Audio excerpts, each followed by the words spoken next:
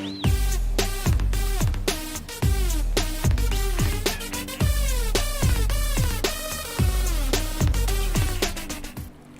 everyone, welcome to Board of Tanks with stewiejp. I'm Stewie, you're not no gameplay in today's video unfortunately. Going to have to wait till tomorrow for some more gameplay at Board of Tanks with stewiejp at Get On Board Studios. Today's video is all about Common Test 1.1. That's right, the Common Test 1.1 dropped overnight, and look, I tell you what, I'm pretty excited. I don't know about you. I remember the day I got this bad boy in my garage, the Object 260, from the long-awaited backup, the first lot of personal missions. I was pretty excited. I'm pretty happy that I got those orders, which enabled me to skip a few personal missions that were starting to bug me. But look, I can tell you, today's video is all going to be about answering a few questions that have been asked about the second lot of personal missions, how you can go about them. Can you still get the first lot of personal missions? Of course you can. I'm going to show you right now. As you log into your personal mission screen, you'll see that both sides are still on there. On the left you can see that's a long-awaited backup, or the first lot of personal missions, with the Stug, the T28 Concept, the T55A and the Object 260, and then on the right hand side of the screen,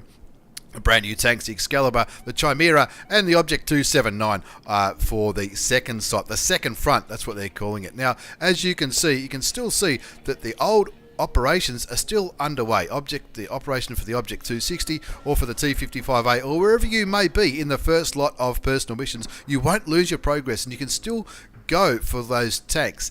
But when patch 1.1 comes out, who knows when that's going to come out, the sooner the better as far as I'm concerned, you can be going for two tanks in one game. That's right, you can be going for the T55A, the Object 260, whatever tank you might be up to. And of course, if you have got the right tanks and you've got the right missions selected, you can also go for the second lot, which is the Excalibur, the Chimera, and of course the Object 279.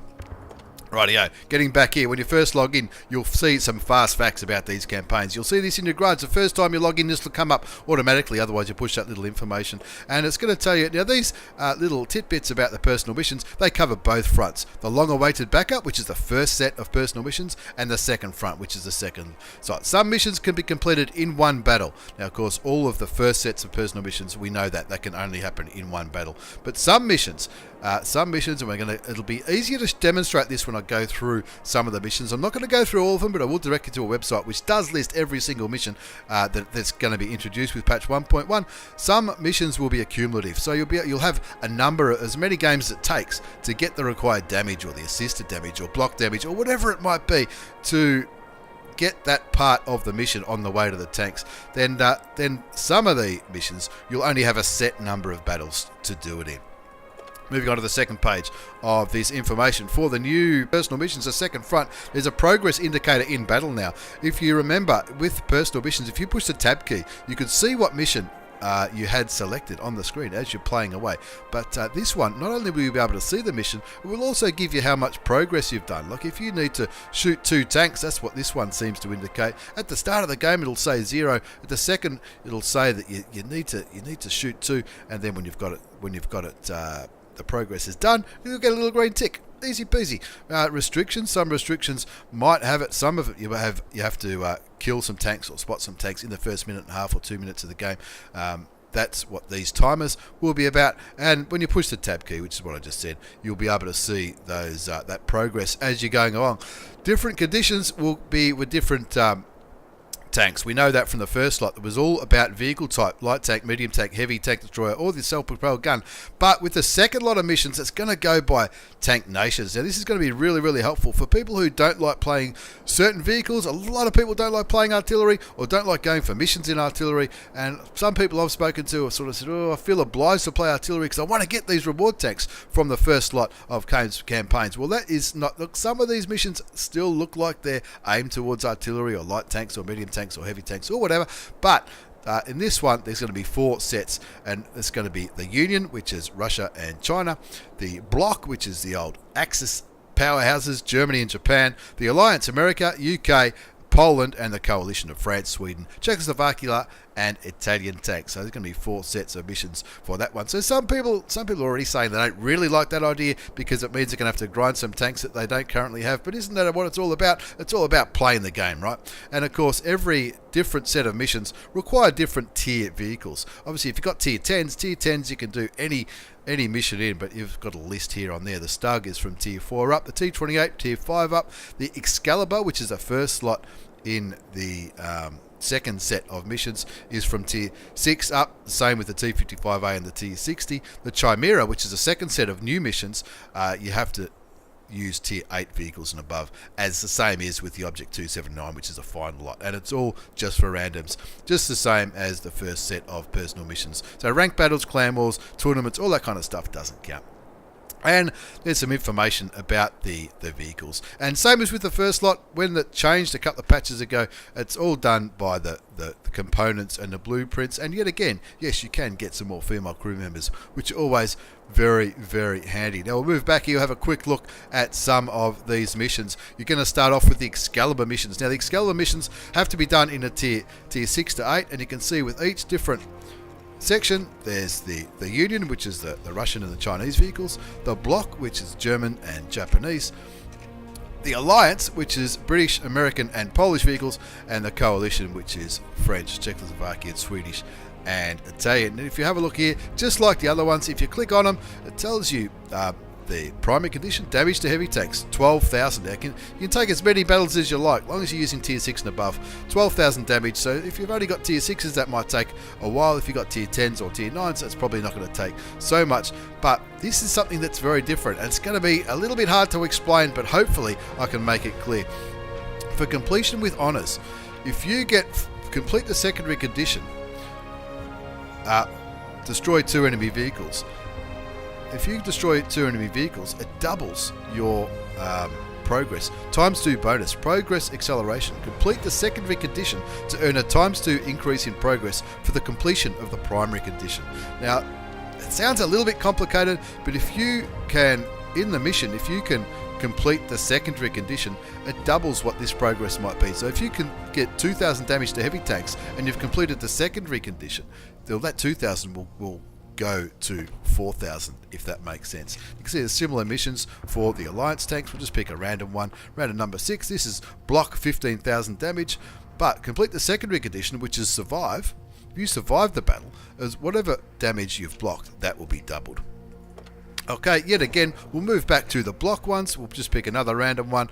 This one is to destroy 2 many vehicles during the first 3 minutes of the battle. That's what we were talking about earlier when it had the timer. Had the timer on some missions. Same as the first set of personal missions, there is a time limit. And of course, with the time limit, creates a little bit more of a challenge. Means it gets stuck in there and get stuck fighting. Destroy 2 many vehicles in the first 3 minutes of the battle. And that'll be 5 times. You've got to do that 5 times. And the secondary condition is to win. So if you do that, if you get 2 kills in the first 3 minutes and you win, well, I'm guessing that will not just be 1 completed, it will be 2. That's what I mean about the ×2 multiplier for the secondary condition of these ones. And if you want to look at the final ones is to get an Ace Tanker Mastery Badge, a first class I should say. You get a first class 7 times. This is for the 15th one. This is the 15th one, which is where you get your female crew member and the blueprint. First class mastery badge, I think they're all pretty much the same. First class mastery badge in one of the selected tanks. This is the one for the Union. Secondary condition, if you get an Ace Tanker 3 times, that'll count twice, and that'll give you the secondary conditions. Now, the reason I know that we can still continue to do the first lot of missions, you can see these. You get these orders for completing the final missions with honours. This one's called a 2 company order. All right, remember that 2 company order. If we go back to the campaigns, that says a 2 company order. If we move to the final missions of these, says 1 company order. So the orders don't carry over from the first lot, but you can still complete the first lot of missions. Moving back to the brand new missions, we'll move on to the Chimera ones. Now, those Excalibur missions are done over a certain point of time. As many battles as it takes. The 12,000 damage that we saw however many battles that takes you. So I think that's pretty good. It can still include people who might only be at tier 6. You can still chip away at that total. And of course, the people who are up at tier 10 might do it a little bit faster. These are the Chimera. The Chimera rewards. It says here unavailable at the top because we haven't completed the Excalibur ones, but we can still click on these missions. Now this one, the Chimera tanks, or Chimera, Operation Excalibur not completed, we don't really care, but we can see here, spot and cause damage to 1 SPG, destroy 1 SPG, for completed with honours, survive and win. very, very similar to the last lot of personal missions. And again, just looking at a couple of random ones, they're all the Chimera ones. They're all about completing the objectives in one game, and that's the difference. The first lot of the new missions, Excalibur, you can use as many games as you like. This one's destroy 10 light enemy tanks. If it takes you 10 games, if it takes you 20 games, it takes you 30 games, it doesn't really matter. The Chimera games, you need to do it all in one game. Now, in the game, we can't see the Object 279 missions. People might be thinking, oh, I'm not too sure about this. Might be a little bit nervous. Fear not if you check out this website. This is from WaterTextAsia.com. The link will be down below. It's got all the missions as well as all the other changes from patch 1.1. Personal missions, the second front. And it's got their first operation all about persistence, second operation all about skill in one battle. So persistence indicates that it can take as many battles as you like. Skill in one battle, similar to the first campaign. And the third operation all about showing consistently good results over several battles. This is where it gets a little bit tricky. If you look at the third operation, we'll just pick one randomly here. Be amongst the top 3 players on your team by damage caused within each of 5 battles. So you've got to do 5 battles in a row, and in all 5 games, you need to be in the top 3. And as a secondary condition, you've got to be the top within each of 5 battles. So a lot more challenging, but the reward is a tier 10 Russian heavy tank. Not too bad at all. If you scroll down through there, it's got a list of every single mission.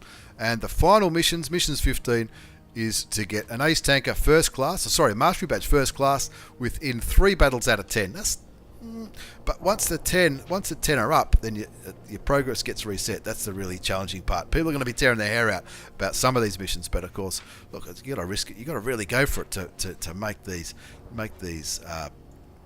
replays work. You know, if that replays work, make the missions count. They're not easy. They're not designed to be too easy. They've got to be hard. You've got to be persistent, and of course, it's certainly going to be challenging, especially if you get a couple of bad matches in a row. It could be frustrating, but. Anyway, this website, which will be linked down below, will have all the missions listed in it, as not only just the missions, it's got some more information about the tank. There's the Excalibur tank. That's what it looks like. That's the first reward tank for the second lot of missions. The second one's a Chimera, or the Chimera, which is a tier 8 British medium tank. First one's a tier 6. It's a little bit better than the first lot of missions. The first tank was a tier 5. This one's a tier 6 Excalibur.